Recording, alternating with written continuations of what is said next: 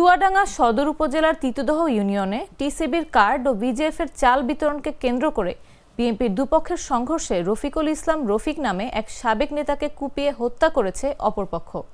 স্থানীয় কয়েকজন প্রত্যক্ষদর্শী জানান, টিসিবির কার্ড বিতরণে পূর্ববিরোধ ও ঈদুল ফিতর উপলক্ষে বিনামূল্যে সরকারিভাবে 10 কেজি বিজিএফের চাল বিতরণের বিষয় নিয়ে দুই গ্রুপের লোকজনের বাকবিতণ্ডা হয়।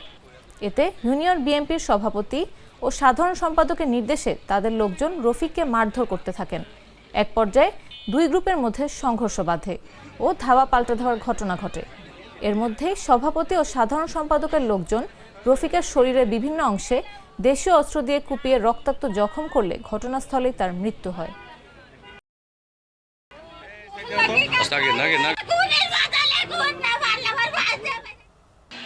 মাসুদ মাস্টার আর হলো রফিক, এই গ্রুপ আর ওই গ্রুপে ডাকছিল এখানে একটা মীমাংসা করে দেওয়ার জন্য।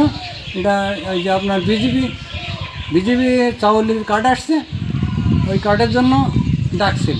এরা হচ্ছে রফিক গ্রুপের লোকজন লাঠি ফেলা নিয়ে এই রাস্তায় রাউন্ড দিয়ে বেড়াচ্ছে। তারপরে আধা ঘন্টা পরে হয়তো হবে গিরিশনগরের এই দিকতে মিলনরা আসি, রফিকরা ওই দিকতে ছুটে চলে আসি এদের মারার জন্য। আমি জীবননগর থানা বিএনপির সভাপতি। এই কথা শোনার পরে আমি এখানে এসে দেখি এবং এটা আমাদের মনে হয় নিজেদের ভিতরে অন্তর্কন্দলে আজকে এই ঘটনা ঘটেছে। আমাদের নিজেদের এখানে কোনো দ্বন্দ্ব ছিল না, কিন্তু এটা নিয়ে এক পক্ষের সাথে একটা ঘটনা ঘটে গেল। তা এটা আসলে আমার মর্মাহত।